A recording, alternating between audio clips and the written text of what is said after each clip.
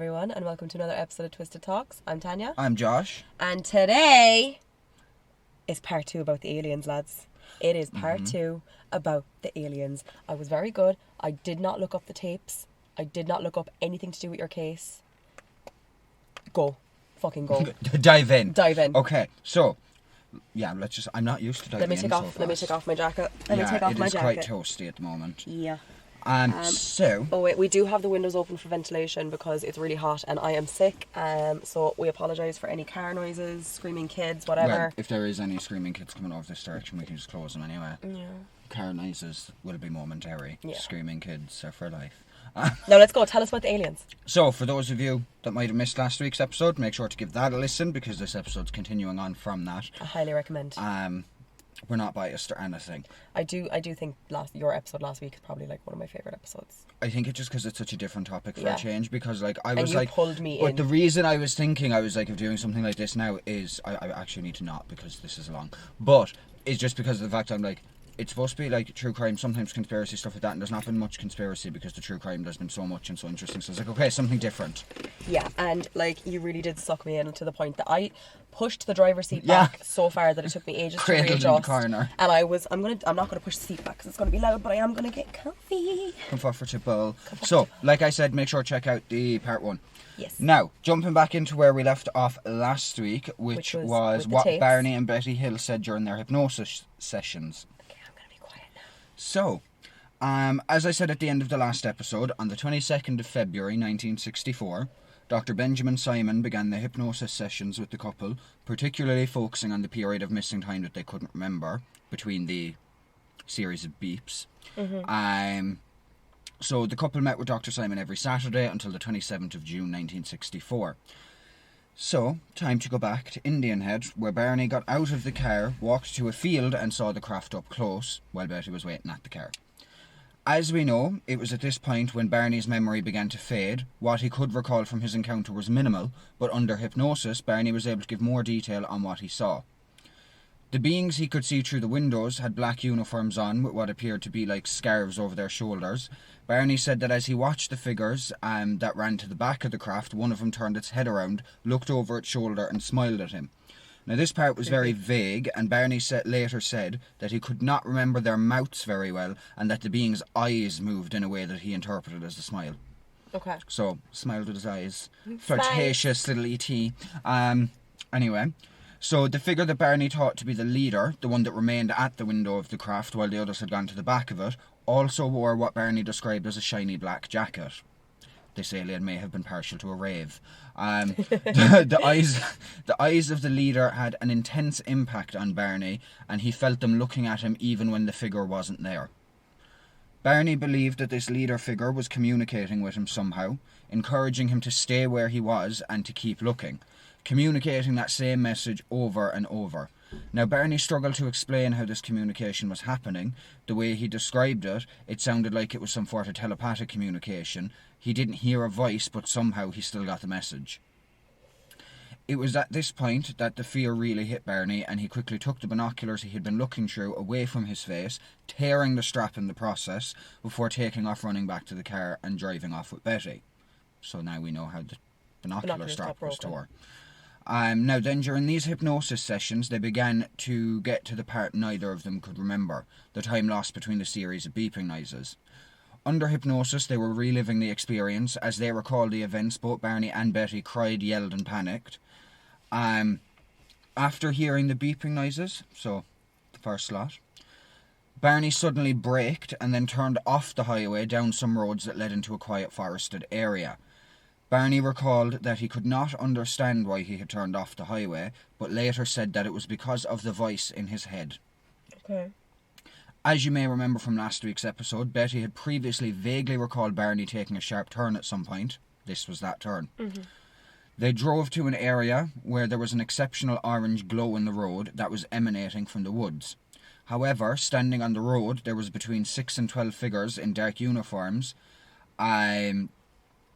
Then the couple's car stalled, and the figures began to approach the car. Betty was terrified and consumed by a powerful urge to get out of the car and run, but due to the fact that Betty and Barney were in a dazed and drowsy state, neither of them were able to actually react and move on those I suppose, impulses Yeah. to run. Barney felt weak, but he wasn't exactly afraid at this point. They later considered how they felt then to be the same as how they felt recalling or reliving it during the hypnosis.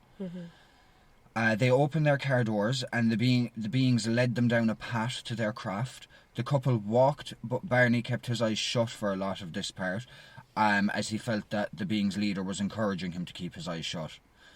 Barney was held up by the beings and his feet dragged as they walked. This would explain how his shoes had gotten scuffed. Barney had no memory of what happened to Betty.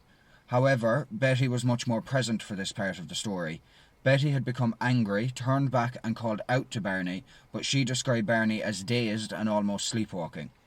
Okay, so it had much more of an effect on Barney than Somehow, it did on Betty. yeah, exactly. After Betty had done this, one of the beings near her said, "Barney, is that his name?" Betty did not answer them. The being told Betty not to be afraid and that they were only going to perform some tests. They assured Betty that neither her or Barney would be harmed and that they would be safely returned. Betty said the being that spoke was very businesslike and that they had an accent, but it wasn't an accent that Betty could recognise. Betty would later get confused over how the beings communicated with her, like how Barney had also been unsure about it, whether it was talking, telepathic, what way it was. Both Barney and Betty described the beings as short, around 5 feet tall at most, and they described the being's skin as an almost metallic-looking grey. Betty thought that the leader's skin may have been slightly different in colour and that the leader may have been taller, however Barney believed that they were all the same. They described their build as disproportionate, having large chests and slender hips. Their heads were an odd shape with a large cranium that got smaller in size as it got to the chin. Their eyes were slanted and larger than a human's. Their eyes did have pupils. Betty vaguely remembered that their eyes reminded her of those of a cat. I'm picturing the aliens from, you know, the scary movies, like the spoof movies. Oh yeah, The one with Charlie Sheen, where there's like it's the been a alien while, but I think I their recall. fingers. That's what I'm Yeah. picturing right now. But I with, feel like because all those movies like that are made later, that they are probably based off these kind of descriptions. Yeah. It's giving Roger the Alien. Very that. So when it came to the clothing the beings wore, neither of them remembered them having any hair or headgear on, except for the black cap that they were wearing. But under the hypnosis, Barney claimed only the leader wore a black cap and that the other beings did not. Okay. Barney also said that only the leader wore a black leathery looking jacket and that the others wore light coloured shirts when he saw them through the craft windows, but that they wore dark uniforms when they were outside of the craft. The beings' mouths, which were one of the things the couple had found harder to recall, were described as thin and lipless. Barney and Betty were led up some kind of ramp to the craft. Betty tried to resist, and she possibly kicked at the beings. She later believed that this could have been how her dress got torn, from kind of scuffling about a bit. The beings that had spoken to her told her to stop wasting time. The inside of the craft was lit up with what seemed like a type of blue fluorescent light, but the light cast no shadows, just like how in the last episode I had said about how the light of the craft hovering didn't cast any shadows on the floor of the field either. So they've got some interesting light technology. They turned left, going down what seemed to be a long hallway that encircled the craft, with various rooms along the interior of the hallway. Betty and Barney were taken into separate rooms in the craft. Barney recalled being taken into a room and being put on a low metallic table like that of an operating table.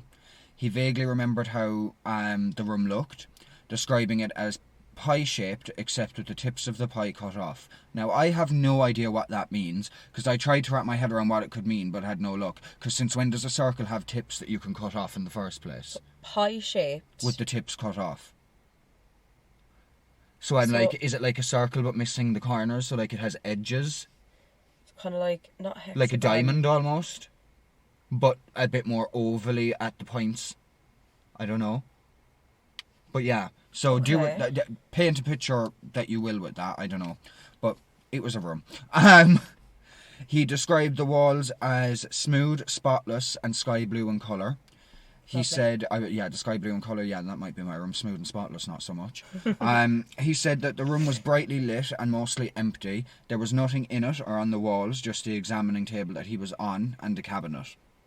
Even though Betty was in a different room, she described the room she was in being much the same, except she said the room she was in wasn't quite as empty. She noticed other things in the room, such as a metallic white stool, which she was brought to. Now some equipment in the corner as well, and what she described as some sort of gadgets on the walls. Betty also said that everything seemed to be made of either some sort of metal or some sort of plastic, but with a white tone to it. Barney's recollection of this period was still vague, as he had his eyes closed for most of it still. He believed that there were about 3 others in the room with him, but only one would interact with him at any given time. Barney recalled his body being examined, hands being run along his back, his mouth being opened and his arms being scratched with something like a stick. He also remembered a cup being placed around his groin. So that's why he had that feeling the next day. The next day. Betty's description was again much more detailed than Barney's. Do you think that could be because Barney was more kind of close-minded than Betty? And well, I feel like the next day he was, but at the time he wasn't, because it was happening. Yeah. But I suppose if his eyes were closed as well. Yeah. Whereas Betty would have seen a lot more. Betty recalled being led into a room and being seated on the white metallic stool. There were numerous beings in the room with her, including the one that had previously spoken to her, and a figure that she referred to as the examiner. The beings examined her body. The one she called the examiner did most of the examining, hence the name, I suppose. Examiner. They took samples of her skin, earwax, hair and fingernail. They wrapped the samples they had taken in what was described as a plastic or cellophane bag and then put them in a drawer. A drawer? It's all the one. Leave me alone. You always bully me about that. Yeah, because it bugs me. Yeah, well, I don't correct you every time you bug me. Leave me alone. Okay. I quit. Okay, fine. Okay. This is the end of the podcast, guys. Goodbye. We're not finishing this. We're going to put it in a drawer. Yeah. We're going to put it in the chest of drawers. Anyway, the beings seemed to speak to each other as they worked. However, when the beings communicated with each other, it was unintelligible. Barney described it as the beings slightly opening their mouths and making a type of some sort of like mum, mum, mum sound. So like, not any language from here. Well, they're not local. Yeah, they're not local. The beings informed Betty that the next thing they wanted to examine was her nervous system. They undressed Betty, but they struggled with the zipper of her dress, which led to the dress tearing more. Mm-hmm. Then they lay Betty on the table in the middle of the room and brought over a device of some sort, described as looking like a cluster of needles, but with each needle having a wire coming from it. That's not terrifying. That sounds fun. They placed the needles on Betty very gently. Betty could not remember everywhere that they had put this multi-needle device, but said she felt it moving around her whole body, even inside her head, but not in a painful way. Okay. Finally, non-invasive. Yeah, like painless. I don't know, was it invasive or non-invasive, but painless at least. Okay. Which I suppose you'd get over. Finally, the examiner approached Betty with a needle about 5 inches long that was attached to a tube. Betty asked the being what they were going to do with it. The examiner told her that it would not hurt and it was a simple pregnancy test. He then inserted it into her navel. Betty protested profusely as the needle was quite painful at first. Then the being believed to be the leader came over and placed his hand over Betty's eyes and the pain went away. The leader apologised to Betty, saying that had they known that it would have been painful, they would not have done it. I'm sorry, but I felt that pain. Yeah. I felt that pain. Not vibe. But It's like getting the coil. Ew. No, that does sound inconvenient and painful. PTSD, yeah, you did not do well with that. No, I did not. But yeah, so they apologised, the leader apologised, saying that they wouldn't have done the naval test if they had known it would hurt. I suppose it obviously is something that wouldn't have hurt one of them. Yeah. After that, her physical examination was over. The beings helped Betty to sit up and get dressed. Then all the beings left the room except the leader. Betty began talking to the leader, and remember, we're not sure what way communication was, whether it was actually talking or telepathy or what. That's hazy. She was a lot more comfortable at this stage, as she was feeling quite sure that she was not going to be harmed. She told the leader that it had been quite the experience, but that it was unbelievable, and asked for some sort of proof to bring home with her. The leader then suggested that, she look around the room and see if there was something she could take. On top of one of the cabinets, she found a large book, and upon opening the book, she noticed it was written with writing she was completely unfamiliar with. The writing was made up of sharp lines of varying thickness, curved lines, and dots which appeared to go up and down. She asked if she could take the book, and the leader agreed. Betty asked the leader where they were from, and the leader got an oblong map with dots all over it. Now, Betty would later attempt to redraw the map she was shown. Some of the dots were like pinpoints, while others were the size of a nickel. One large circle had multiple lines coming from it, which led to another circle that was quite close but not as big. Betty had asked what the lines meant, and the leader told her that the heavy lines were trade routes, the lighter lines were places they occasionally went, and the broken lines were expeditions. Okay. They got the system. Betty asked where their home port was, and he answered by asking her where Earth was. She laughed and said she did not know, and then the leader replied saying, quote, "If you don't know where you are, then there isn't any point in my telling where I'm from," end quote. Fair. Standard, decent logic. The leader then put the map away. Not long after, the examiner and some of the other figures came into the room holding Barney's dentures. Stop. The beings did not seem to understand why Barney's teeth could come out, but Betty's would not. Very confused. Betty explained that Barney had dentures, which were false teeth, because he had lost his real ones from an injury, and she explained that a lot of people wear dentures as they get older. The examiner then asked what older meant. Betty explained that as people age, they begin to break down. The examiner asked what age was. She told him that it was the length of time people lived. The examiner asked how long this was, and Betty told him around 100 years at most, but most people before that. The examiner continued to ask numerous questions, and every time the answer Betty gave led to another question being asked. Very curious. Questions like, what are years? What do you eat? What are vegetables? What is squash? What is yellow? What is squash? What is squash? What That is one, yellow? I had a chuckle at that one. What is yellow? Betty eventually told them that she didn't know the answer to all of the questions they had, but that there were other people in her country who could explain these things to them. If they would come back, she could introduce them. However, Betty noted that if the beings did come back, she wouldn't know where to meet them. The examiner laughed and told Betty that they always find those they want to. Like, we know fair. where you are. Which I find interesting, with the last week saying about how the sister had a UFO sightings before, like not abduction vibes, but sightings. Saw one. So I'm like, I think it's interesting that I'm like, maybe it was the same crew. And they were like, nah, it's your sister we're looking for, sorry. Sorry, wrong sister. But yeah. So in the meantime, Barney was being released from his portion of the examination, and he was reunited with Betty. Betty said that Barney still had his eyes closed, and the beings told Betty that her and Barney could leave. And they even escorted the pair halfway to their car. How very chivalrous. How gentle alienly of them. Gentle aliens. Barney and Betty believed they were in the craft for about 30 to 40 minutes. They felt a rush of air and a change in temperature as they left the craft. Now, before going their separate ways, the leader took the book Betty had taken. He took it back from her. Betty said this made her very angry and she tried to dispute it, but the leader explained that the others did not want them having any proof or remembering the incident. Fair. Betty told the leader that she would not forget. The leader acknowledged that it was possible she would remember, but explained that it would be better if they did forget. As they went their own ways, the leader suggested to Betty that they watch them leave. Barney got into their car ahead of Betty and found their dog under the seat trembling and curled up into a tight ball. Poor dog. Poor Delcy. Betty went over to Barney and picked up their dog and invited Barney to come watch them leave with her. However, Barney had no idea what Betty was talking about because by this point he'd already completely forgotten what had happened. But he did join Betty to watch the craft leave nonetheless. They said that the craft became a glowing orange ball which started to get brighter and brighter before taking off. Later they realised that the image of the craft leaving was the vague memory they had in their minds of a moon, because at that time the moon had set, so it could not have been the actual moon in that vague memory. The craft flew away and disappeared within seconds, leaving Barney, Betty and their dog Delcy alone in the dark. The couple described feeling great happiness at this point. Now, once the couple and their dog were back in the car, Barney started the car and began driving back towards Route 3.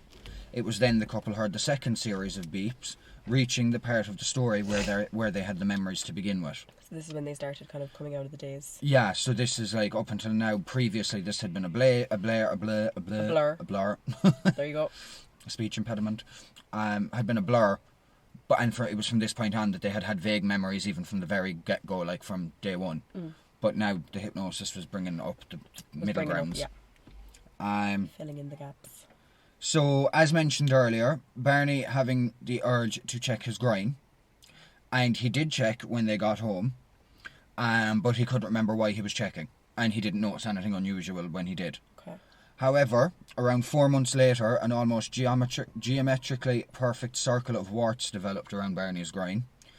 That's a long incubation period. This circle of warts became inflamed once again a few years later during the interviews with Dr. Simon. Or sessions, I suppose. This was verified by a dermatologist Barney saw who removed them through, I believe it was electrosis or something like that. I don't know. By April of 1964, Dr. Benjamin Simon had heard both Barney and Betty's story fully, and he soon began to let them remember things they had said during the hypnosis sessions, as well as even letting them hear some of the recordings of the sessions. The experience was quite profound for them, and Dr. Simon said they went through a gamut of emotions listening to the tapes, meaning a wide range of emotions basically, because I didn't know what that word meant. And the tapes were difficult for the couple to listen to for years. The main feeling after hearing them for the first time was one of chains being lifted from their shoulders, so a type of relief, I guess, having some sort of answers by now. Now, Dr. Simon was not sure what to make of their story, and you might remember I had said last week that Dr. Simon had no interest in UFOs. His main goal was to relieve the anxiety the couple had from the incident, so he kept a neutral position when it came to the UFOs and the existence of extraterrestrials in this case. He was faced with the fact that both Barney and Betty's stories were consistent with one another. He did not think it was a hoax. He also didn't believe it was the result of any mental illness or delusion. But despite that, Dr. Simon was not convinced that the incident happened the way the Hills had claimed either. Dr. Simon focused on the fact that their stories were almost the exact same as Betty's dreams, with only some differences here and there. His main theory was that the portion of the story that was recovered under hypnosis might have developed in their minds in the days after seeing an unexplained object in the sky. He thought that it had only been dreams and that the couple had become convinced it was reality, as opposed to it having been memories surfacing in dreams. Betty had recalled the dreams numerous times around Barney, meaning Barney could have picked up on the details and convinced himself of it too, and potentially subconsciously inventing his own story. However, there were numerous problems with this theory or explanation, but Dr. Simon himself was the first to admit that. Barney and Betty both admitted that confusing a dream with reality wasn't something they could completely rule out, but they obviously weren't a big fan of this explanation either. Yeah. And I mean, I kind of get that. I've had some seriously vivid dreams before, and I genuinely have had to figure out whether it was a dream or something that's actually happened. It's like however, a weekly thing for me. Yeah, but however, Barney and Betty's story seems a bit too much to be something you would realise was a dream or not, in my opinion. Like, if you woke up and you were trying to figure out whether the dream about aliens was real or not, if you thought it was real, you'd be thinking you're gone mad. Do you know what I mean? Yeah. Do you know, so like, fair. I feel like you would know. Or if anything, you'd convince yourself that it was a dream even if it was real. Not convince yourself it's real if it was a dream. Yeah. But, that's my opinion. It's just my personal opinion. Obviously, Betty was adamant that it was reality. Barney wavered more between different explanations, but lent towards feeling that it was something that had genuinely happened. So even though he wavered a bit more than Betty, Betty was stuck on that it was reality. Barney wavered here and there, but he did genuinely believe ultimately that it happened. Barney also said he made a lot of effort to try to prevent Betty from influencing him. So, do you know, I suppose, like, even like last week when we said when they got back, they went into separate rooms and they drew out, do you know, things like that. Even before professionals were involved, they tried to keep it separate and not influence. Do you know, they actively tried. And as well, I suppose the doctor did say that, like, she had recalled the dreams around him. But yeah, because like as you'll remember from last week as well, you know, like interviews with people from like the national something. Yeah, I speak about them more soon. But interviews there before the hypnosis, Barney would have been present while she was talking about her things and he was saying his things and whatnot. So by early June of 1964, Dr. Simon was starting to feel that the Hills were reaching the end of their treatment. There was still no clear explanation as to what had happened, but as mentioned last week and a while ago, Dr. Simon's goal was to alleviate the anxiety associated with the incident, and he'd now accomplished that goal. Dr. Benjamin Simon's final conclusion was that he and the hypnosis could not solve the case alone, therefore the hypnosis sessions came to an end. Okay. Barney and Betty Hill began to ease back into a more normal life. However, it would never go back to how it was before everything that had happened. You know, the couple would never forget what they'd experienced, nor would they try to. For the rest of their lives, they pursued their case and the study of UFOs in general. They asked Dr. Simon to keep the recordings of their sessions safe and provide them with copies of the recordings. However, the couple were not prepared to publicise them. The Hills continued to actively avoid publicity, and obviously that didn't work out, seeing as there's so many places to read about their case, listen to it like this episode, documentaries and so on. Yeah. But they did try nonetheless to keep it out of the public and to remain, I suppose, keep their privacy. The couple had forgotten that in 1963 they had told their church group about their experience, or at least what they could remember at that time. They didn't know, but the talk with their church group was recorded. In 1965, John H. Luttrell, I love that surname. Yeah, I was just going to say the same. A reporter working for the newspaper The Boston Traveller had somehow been given access to the church group recordings. Luttrell reached out to Barney and Betty and even reached out to Dr. Simon, trying to get information from them. None of them were willing to talk about it, and the Hills requested that their story stay private. However, Luttrell was able to get information from elsewhere. He got information that was intended to be confidential from UFO investigators that Barney and Betty had spoken to. Clearly the UFO investigators don't understand what confidential is. Now, on the 25th of October 1965, the Boston Traveller newspaper began to publish articles about the Hills' experience. Unfortunately for the Hills, these articles got very popular, gathering attention from around the world.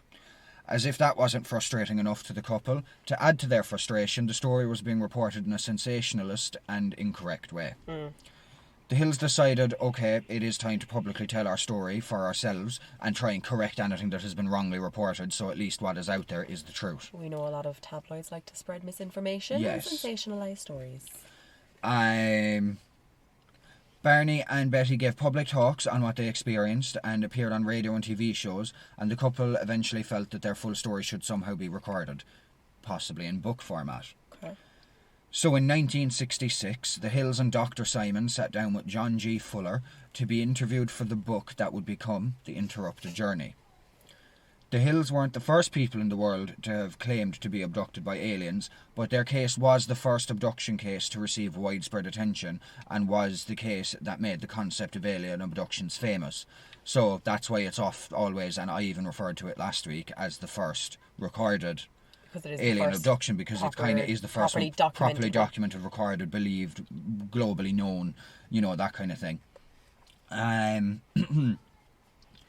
The Hills case was also not the first case to describe extraterrestrials the way they did, but it was the one that brought fame to the group of grey aliens referred to as the Greys, also known as the Zeta Reticulans, named after the star that some people have suggested as being their home on Betty's map. Sadly, in 1969, Barney Hill died from a stroke at the age of 46. So young. Yeah. And Betty outlived him by decades. After his passing, she was still going strong, never remarrying, and was unwaveringly stuck to their story of the incident, and she pursued it for the rest of her life. Betty became active in the UFO community and was a celebrity of the community, understandably. And in 1995, Betty published her own book, A Common Sense Approach to UFOs. Betty sadly passed away due to lung cancer in 2004 at 85 years old. Wow. Not that long ago. Well, I suppose nearly 20 years ago now. Oh my God, but still. In 2007, another book on the incident was published, captured the Betty and Barney Hill UFO experience, and this book was I'm really not working today. This book was published by Betty's niece, Kathleen Martin. Now, as you would expect, with this incident being one of the most important UFO cases in history, practically every detail of the case has been thoroughly discussed, analysed and disputed at some point over the many years since it's happened and went public. Usually, potential explanations for these types of incidents fall into four extensive categories, which are not mutually exclusive. Those categories are hoaxes, misidentifications of normal phenomena, delusions, and reality. When trying to determine the likelihood of each category, the best place to start is to look at the backgrounds and reputations of the witnesses involved. So I guess like criminal proceedings and so on when determining the reliability of a witness. Or like mental illness or anything like so looking at who the Hills were before the incident, to me they seem like your average, normal, nice people. Barney Hill was a veteran of the Second World War who worked as a dispatcher for the Boston Post Office. Barney seems to have been a genuine and straightforward guy, not the type to run off into a fantasy land. He was an anxious person and was described by Betty as a bit of a worrier. Fuller, who worked with him to do the book telling their story, noted that Barney scored remarkably high on an assessment of his intelligence. So, quite a smart guy as well. Okay. Betty Hill worked as a child welfare worker for the state and was considered to be intelligent and pragmatic. She seems to have been a lot more carefree and a bit more outgoing than Barney. As we know throughout the interviews, Betty was much more descriptive. Walter Webb, who I mentioned in the last episode, the lecturer at the Hayden Planetarium in Boston who served as a science advisor for the National Investigations Committee on Aerial Phenomena, or NICAP. NICAP, not nightcap, that's normally a whiskey or a wine or something. Or NICAP, described Betty as, quote, dominating and possessive, end quote, which he contrasted with Barney's, quote, passive and highly suggestible personality, end quote. Now, I'm not saying that Betty wasn't dominating and possessive, because it's not like I knew her, but I do think, given the times, that a man could have easily categorised a woman to be that way just because they spoke their mind and were more independent or self-sufficient and so on.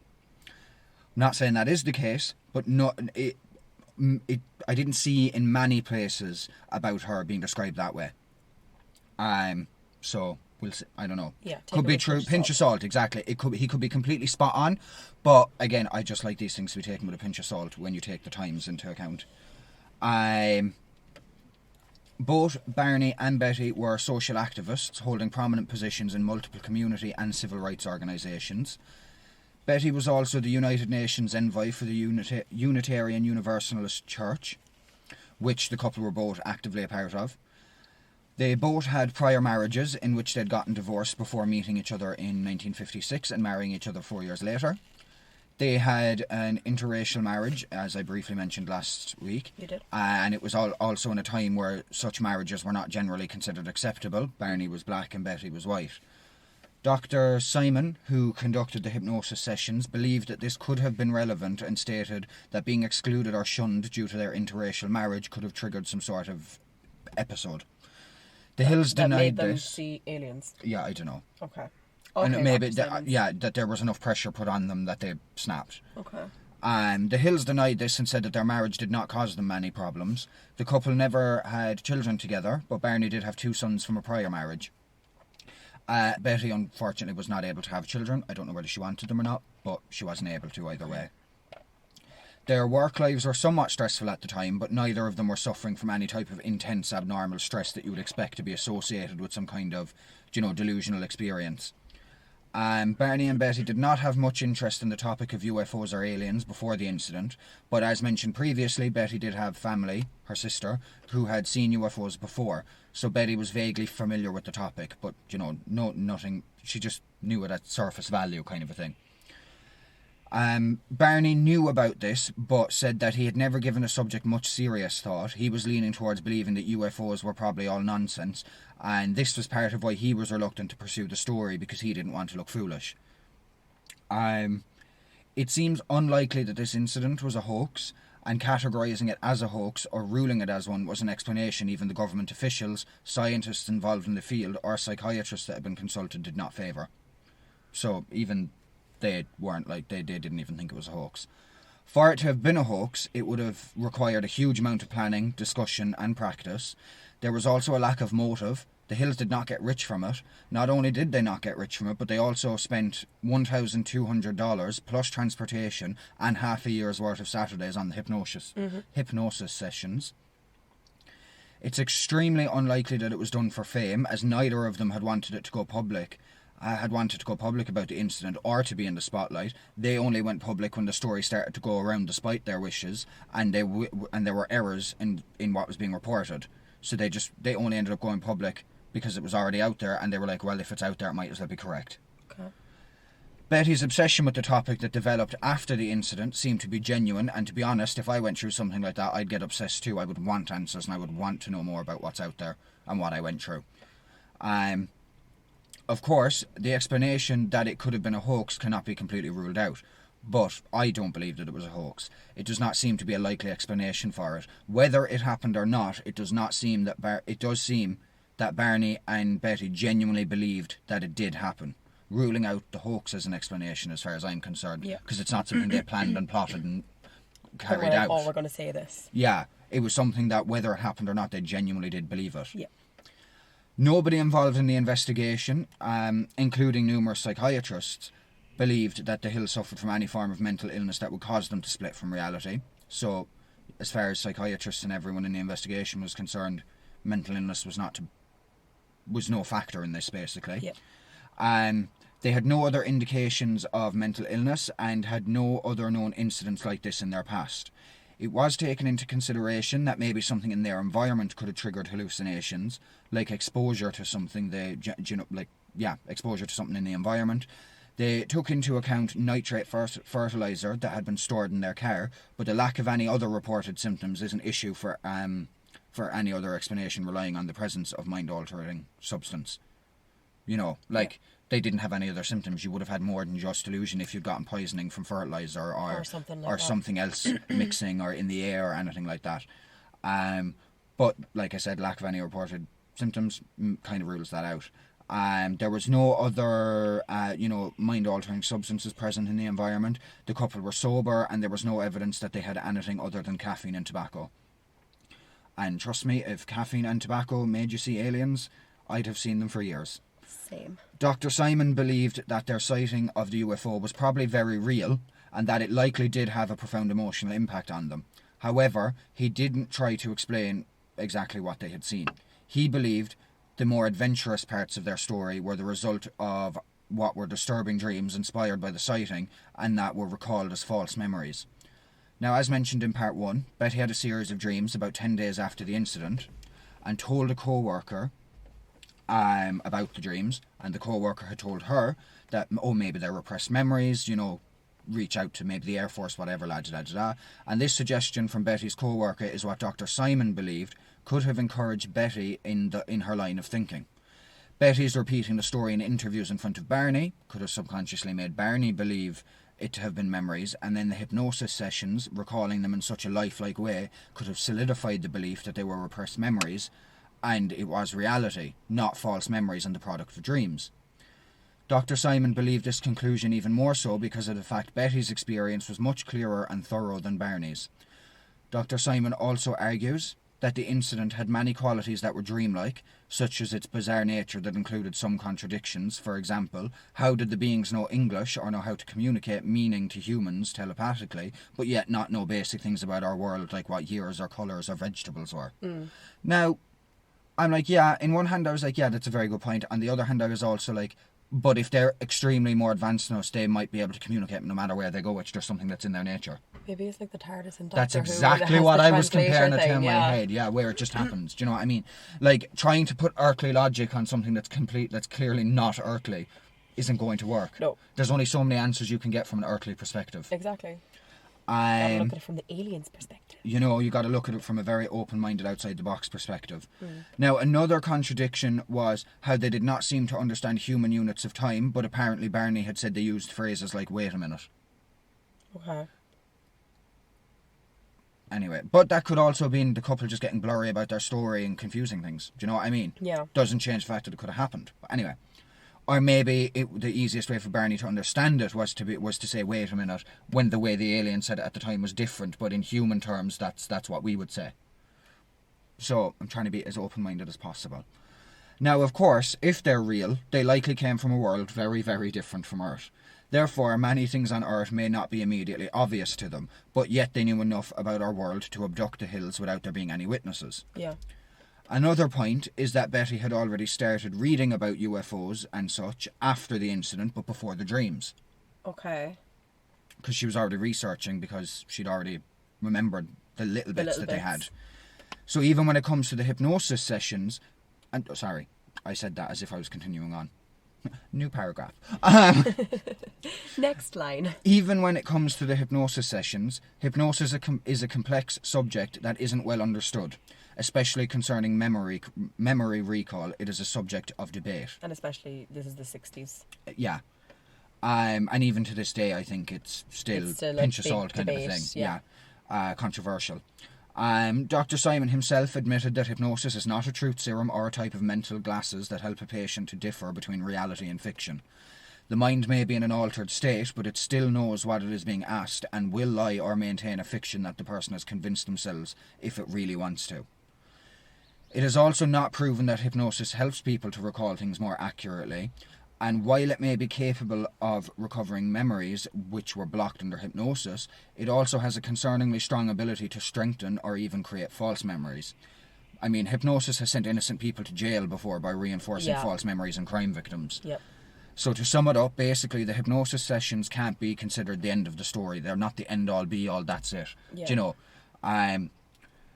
As professional and cautious as Dr. Simon was, it is a possibility that they created an even bigger fiction. Yeah, that he could have influenced them somehow, or Do you know, by recalling it and solidifying it as a truth, memory. as a memory, and not as a dream. Now, Dr. Simon was very convinced of his explanation, even saying on national television, quote, "It was a fantasy. The abduction did not happen," end quote. Now, for someone who was supposed to be relieving the anxiety and was staying impartial to do with UFOs and stuff like that, he did a 180. He doesn't know a shit. Like, he doesn't know. Like, nobody knows if it happened or did not happen. So I think to say that on national TV is very condescending, because your job wasn't finding out what happened or not. Your job was recovering the memories, whether they were real or not. Yeah. So I feel like that's a bit overstepping. That's a bit out of line. But anyway. However, there are clear problems with Dr. Simon's explanation, and again, Dr. Simon himself admitted to them. The Hills had conscious memories of extremely unusual things the morning after the incident, before they had gone to sleep, such as close-up memories of the craft and the beings in the window, as well as the vague memories of some type of glowing orange roadblock and a moon leaving in the sky. And the urge to check the groin. Yeah. And to leave the luggage outside. Had all of these urges and all of these memories before anything else happened, before the researching of UFOs, before the hypnotherapy started, the hypnosis, you know, all of that. So explain that. And on top of that, even if we were to conclude that your dreams are fictional false memories that filled in the missing period of time and the 35 miles travelled, then we would still not know what happened in the missing time period and the 35 miles there are travelled. certain things that just still aren't explained. So, like, even if they are, but but if we were to rule that out them. and say that they weren't real memories, where were they were they for that time period that they don't even remember themselves, between the beeping noises that they remember hearing and the 35 miles distance? So that still would need to be explained. Now, while hearing about Betty's dreams could have influenced Barney's memory, he had also had a number of experiences that Betty did not. They each recalled their own story during hypnosis from their own perspective in a way that would be consistent with it having been something that actually happened. Mm-hmm. And we can't forget the physical evidence. While none of it's, you know, a loaded gun, like, you know, none of it's like completely 100%, you know, solves the case, but there's still physical evidence nonetheless. The watch is stopping and never working again. Betty's torn dress, the warts Barney got, and the spots on the boot of the trunk. The boot or trunk of the car. Yeah, the boot of the trunk. The trunk of the boot. Now, in the resources I used, specifically one very good YouTube documentary on the Fire of Learning channel, there is more in terms of theories and the way the incident has been scrutinised, as well as many books being available on the topic of UFOs and the Hill incident. But I've covered everything that I feel needs to be covered for you to form an opinion on the incident and where you stand. So I am going to leave it at that, or this episode will actually be an audiobook. Now, where I stand, I believe Barney and Betty Hill. I do think the incident happened. Something extremely abnormal happened anyway. That I 100% believe. I don't believe it was a hoax, and I don't believe it to have been a delusion from mental illness or anything like that, because to me nothing points to that. No, I think they're very It's credible. a big one to wrap the head around. Very credible. They seem like credible witnesses. Fair enough. I don't know where to stand on whether the dreams are dreams or memories, but I do believe something happened. There's a lot of truth, I do believe, in what they recall and what they're saying. Yeah. Maybe some of it's not, but I think there was something extremely abnormal and UFO related that night, and they very well probably did see aliens, especially because the memories they had before the dreams, before the research, before the hypnosis, they could still remember seeing actual figures in the windows and the craft looking like and all of that. Yeah, and the fact before that any they of cast that. a shadow, like there was a lot of little details in there that you wouldn't necessarily get from dreams, in my opinion. No, same. And excuse me. And all those were things, and all those things were things they remembered before the hypnosis. So before recalling the dreams, or before even having the dreams in Betty's case. And like I myself, like you know very well, I'm a very vivid dreamer. I often wake up in the morning, I'll send you a voice note or I'll tell you about the dream I had. And like while there will be like certain specific details, it's still very all over the place. It's not something like a light not casting a shadow. No, like I wouldn't have That's something you wouldn't even probably even take note of. Specific. And like I don't think I've ever had a dream about aliens or anything like that. But also, there's always something off. There's always something strange in the dream. There's always people there. Like, I don't even know if I've ever... No, I have dreamed about an animal before, but like... They're very... I've never had a dream the storyline of the dreams might be a bit out there. But what's in the dream isn't necessarily out there. Yeah. But like, I feel like if I had a dream about aliens... It wouldn't be that specific. No. I wouldn't remember details like that. It would literally go and from like even the things... aliens to they bring me onto the UFO and next thing I'm in fucking Hogwarts or I'm in a TARDIS or something. Do you know, it'd be very... it'd probably be linked to whatever you've been watching on TV. Yeah. Do you know, that kind of a thing. And you'd be like, oh, that's because I went to sleep watching this or I watched this the night before. Whereas they were coming back from a trip from Canada. They went to, I believe it was Montreal, and they also went to the Canadian side of Niagara Falls. And then we're going home and got abducted by aliens. Yeah. So I'm inclined to 110% believe it. I'm a very open-minded person anyway. Very, you know, I love my spirituality. I love conspiracies. I do believe that there is aliens out there. I think, and I said it last week and I said it in episodes before, I think it would be ignorant for people to believe that in a universe we can magically appear and that there's not another planet out there with something on it. Exactly. I think it's a very small-minded view if you believe that humans are the only, well, not even just humans, but if you think planet Earth is the only planet with life forms in this universe. Yeah. And even within this universe, who's to say there's not another universe and that they're so advanced that the aliens just pop over every now and then and be like, oh, look at these guys behind on the times. Like, yeah, we're cavemen compared to them. Yeah. If they are this far ahead. Like, to me, I'm amazed by the lights that cast no shadows. Honestly, same. And it's the fact that... Where can I get some? It's the fact that they were that advanced in the 60s.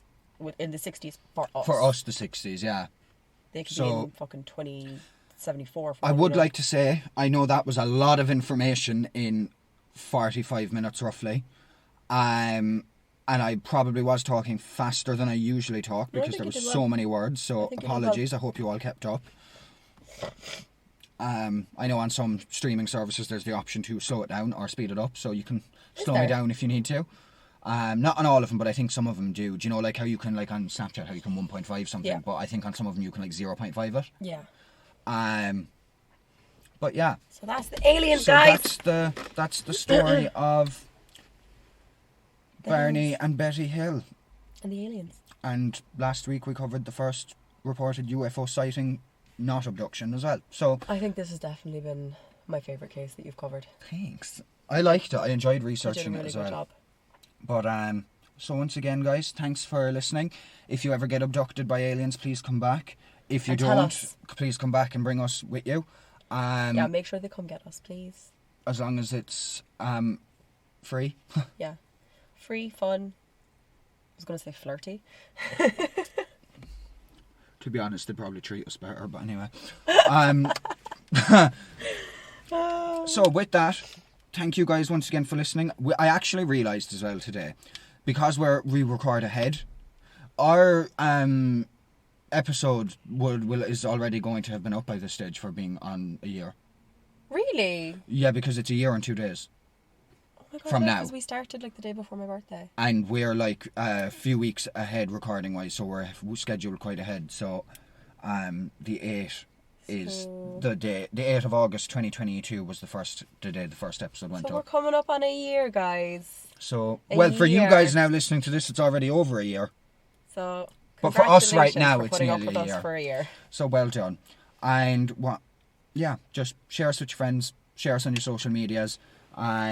Like I said, we're always open to taking suggestions. You know, sometimes there's suggestions we can't cover at the moment because they might be a bit short.